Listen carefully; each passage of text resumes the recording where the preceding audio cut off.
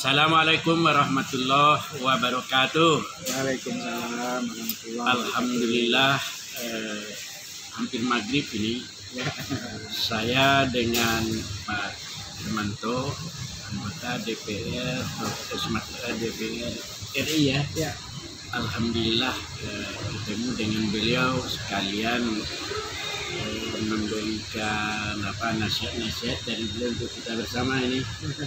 Nah, terutama terkait dengan kondisi masyarakat kita di Sumatera Barat, lebih lagi masalah gempa, kemudian Galodo, Herman ya, Hermanto, kemudian banjir yang seolah-olah tidak henti-henti. Apakah ini bagian dari peringatan Allah Subhanahu wa Ta'ala, atau memang ini gejala alam yang sebetulnya kita tidak bisa menerka, atau bagaimana ini Pak Hermanto? Yang jelas kita sudah berkenalan ini pada malam sore ini menjelang malam. Silakan Pak. Ya, makasih Buya Akil, kesempatan yang berbahagia ini kita bertemu berdiskusi dari tadi. Ini sepenggal diskusi kami. Jadi kalau pertanyaan Buya Akil tadi terkait dengan soal fenomena alam yang terjadi di Sumatera Barat, terkait dengan bencana alam yang terjadi secara terus-menerus, kalau kita mulai ukur itu adalah sejak tanggal 3 Desember terjadi meletusnya Gunung Merapi sampai sekarang hari Jumat tanggal ini itu masih ada letusannya, dan disusul dengan berbagai macam galodo, longsor, gempa, terjadi bagaimana jalan terputus, kemudian juga rumah tergerus, kemudian bangunan di tempat-tempat yang tidak peruntukannya itu juga tergerus, dan akibatnya juga ada yang meninggal, korban nyawa puluhan. Sampai sekarang jumlahnya kurang lebih 61 orang yang tewas. Kemudian juga ada kawasan seperti di Lembahannya itu ada 149 kakak yang terdampak dari bencana itu kehilangan mata pencaharian. Nah, tentunya kita ini melakukan perenungan. Perenungan itu kan tentu ada pertanyaan semacam transcendensi. Dengan pertanyaan akidi kita, mengapa fenomena alam yang terjadi bencana secara terus ini sampai saat ini itu belum ada tanda-tanda untuk bisa berhenti. Bagaimana kita saksikan pada 4 hari yang lalu itu ada banjir di lembah Siano, Ngarai Siano. Nah, ini sebuah fenomena yang belum pernah terjadi pada masa lampau. Oleh karena itu, kami setelah diskusi dengan Buya, ini mungkin ada salah satu sebab dari persoalan ini adalah karena kekeliruan kita di dalam bagaimana memperlakukan alam ini akibat dari perbuatan kita. Sebab perbuatan kita ini macam-macam, ada yang nampak, ada yang tidak nampak. Nah, yang nampak itu adalah kita merambah hutan semena-mena, membuat bangunan liar, kemudian tambang liar, kemudian merambah hutan secara ilegal dan segala macamnya. Nah, tentu ada lain yang bersifat yang tidak nampak, kan? Itu ada maksiat yang kita mungkin terjadi di sana dan segala macamnya. Nah, tentunya ini sebuah perbuatan tangan manusia yang ada, yang dirasa dan bisa kita ukur dampaknya. Tapi ada perbuatan yang sebenarnya di dalam kehidupan bermasyarakat kita ini yang sifatnya tidak kentara, yaitu mungkin ada kebohongan-kebohongan, ada kepalsuan-kepalsuan, ada penipuan-penipuan, yang semuanya itu adalah tidak kentara, tetapi itu adalah berdampak secara fisik, karena Allah akan mengujikan pada manusia itu atas segala perbuatannya, baik perbuatan yang nyata maupun perbuatan yang tidak nyata. Itulah yang saya sebutkan adalah ada akibat bencana alam itu karena perbuatan tangan langsung manusia, tapi ada juga karena perbuatan intrinsik yang tidak nampak, karena kebohongan, karena kepalsuan, karena penipuan dan lain sebagainya.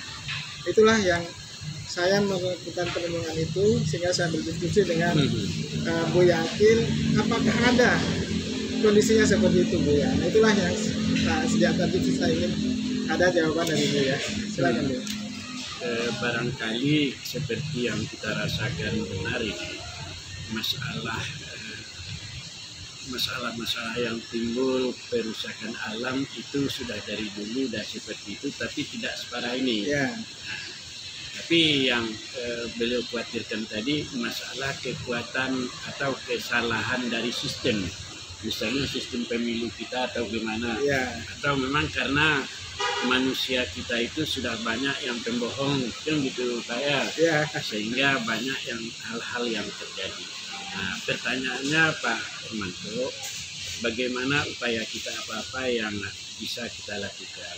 Apakah secara moral atau secara akidah kita mesti mendorong kita untuk melakukan penyadaran umat secara bersama, sholat sholat minta dari musibah, kunut nazilah, atau seperti apa? Ya. Atau bagaimana caranya? Pokoknya dari renungan itu mungkin lahir hal-hal yang positif. Mungkin itu Ya. dari Pak Hermanto. Saya setuju ya dengan apa yang menjadi pandangan dari Buya Akil, bahwa ada semacam kesadaran sosial untuk kita mengatakan bahwa ada sesuatu yang salah dalam perbuatan kita dalam hal ini. Oleh karena itu, kesadaran ini nanti membangkitkan kita untuk tadi Buya Akil menyebutkan itu ada taubat nasuha, ya kan? Karena sebab taubat ini pun juga kan Disuruh, diperintah, ya kan? diperintah. Kita mau salah atau tidak salah, itu kan tetap diajarkan untuk taubat nasuha. Nah, dengan gejala alam seperti ini, mungkin kita secara kolektif, secara bersama-sama menyadari diri, ya mari kita melakukan taubat nasuha, ya kan? Kunut nazilah, Kunut dan nazilah dan lain sebagainya. Dalam arti kata kita memohon kepada Allah supaya bencana ini segera berhenti dan tidak menimpa kita lagi, dengan cara memperbaiki perilaku kita, taubat untuk tidak lagi melakukan perbuatan-perbuatan salah di kawasan alam itu. Nah, begitu Bu ya. berkaitan dengan masalah-masalah yang ditimbulkan dari dosa. Nah, bukan misalnya seperti gejala-gejala manusia. Ya. Kan banyak yang muncul itu di seluruh Indonesia kan. Ya. LGBT Ya. dan lain-lainnya. Apakah ini juga bagian dari hal-hal yang menyebabkan kita seolah-olah mendapat kutukan lah gitu dari sang Khalik ya, sang pencipta. Gimana ini pandangan? Nah. Ya, jadi kalau kita lihat kan di dalam Al-Quran itu kan disebutkan telah terjadi kerusakan di darat dan di laut akibat perbuatan manusia. Nah, perbuatan manusia ini adalah kaitannya dengan perbuatan yang menyimpang dari sunnah kauliyah. Ya kan? Nah, tentunya tadi yang Buya sebutkan, ya kan, LGBT itu kan perbuatan yang menyimpang dari sunnah kauliyah, ya, yang tidak diperkenankan di dalam Al-Quran. Nah, kemudian juga perbuatan yang mengintervensi alam, yang mengganggu ekosistem alam, itu adalah perbuatan yang juga dilarang. Nah, jadi menurut saya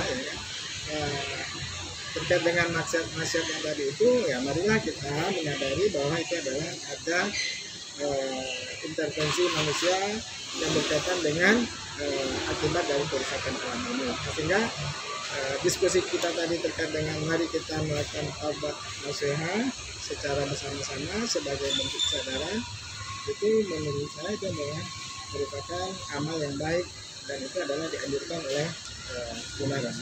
Terakhir ini pejabat daerah, ada apa harapan kita ini pada gubernur atau kepala daerah yang berdampak gitu ya? Ya, tentunya sebagai kepala daerah dia memiliki tanggung jawab lebih besar, ya kan?